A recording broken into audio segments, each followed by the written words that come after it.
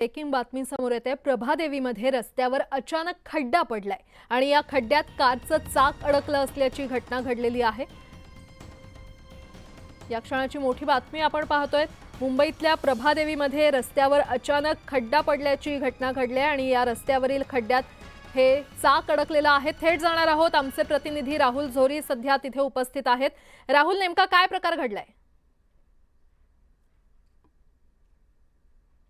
मध्य प्रभादेवीच्या अगदी मुख्य चौकात ही परिस्थिती आपण पाहतोय। एकीकडे महानगरपालिकेच्या रस्त्यांवर हजारो कोटी रुपये खर्च केले जात असताना याचं प्रात्यक्षिक आपण बघतोय की अगदी भलं मोठं भगदाड जे आहे ते या मुख्य चौकात मध्य प्रभादेवी ज्याला आपण म्हणतो, अगदी हाकेच्या अंतरावर प्रभादेवी मातेचं मंदिर आहे। दुसऱ्या बाजूला प्रभानगरचे जाणारा म्हणजेच सी साईडला जाणारा हा रस्ता आहे आणि मुख्य चौक अगदी सिद्धिविनायक पासून काही अंतरावरचं हे भगदाड हे मुंबई महानगरपालिकेच्या या संपूर्ण रस्त्यांच्या कामावर एक मोठं प्रश्नचिन्ह निर्माण करणार आहे।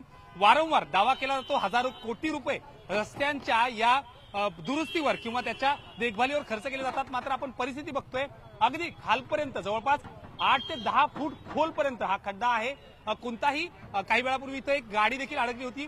अपघात ज्याला म्हणतो आपण की ज्या पद्धतीनं जर मोठी घटना घडली असती तर दुर्दैवी यामध्ये कधी जखमी देखील झाला असता। मात्र मी परिसर दाखवायचा प्रयत्न करतोय। हा संपूर्ण परिसर आपण बघितलं तर गणेश विसर्जनाचे दिवस आहेत, गणेश उत्सवाचे दिवस आहेत। अशा वेळी मुख्य चौकात मध्य प्रभादेवीच्या मुख्य चौकातली ही परिस्थिती आपण बघतोय।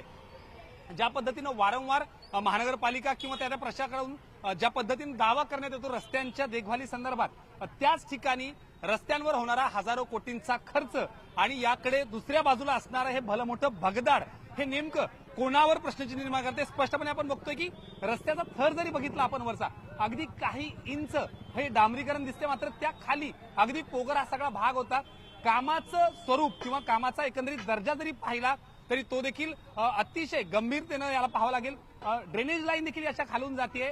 दादर आणि परिसरात येणारी ड्रेनेज लाईन जी की सिलिंगकडे जाते ती ड्रेनेज लाईन यामध्ये, आणि त्यामुळं ड्रेनेज लाईनच्या अगदी जवळच्या टप्प्यात हे भलमोठं पडलेलं भगदाड हे महानगरपालिकेच्या हजारो कोटींच्या खर्चावर मात्र प्रश्न निर्माण करते असंच म्हणावं लागेल। प्राजक्ता, निश्चितच महानगरपालिकेनं नेमकी काय कामं केली आहेत हेच या दृश्यांवरून खरं तर हा सवाल उपस्थित होतोय। राहुल, धन्यवाद या सविस्तर माहितीसाठी।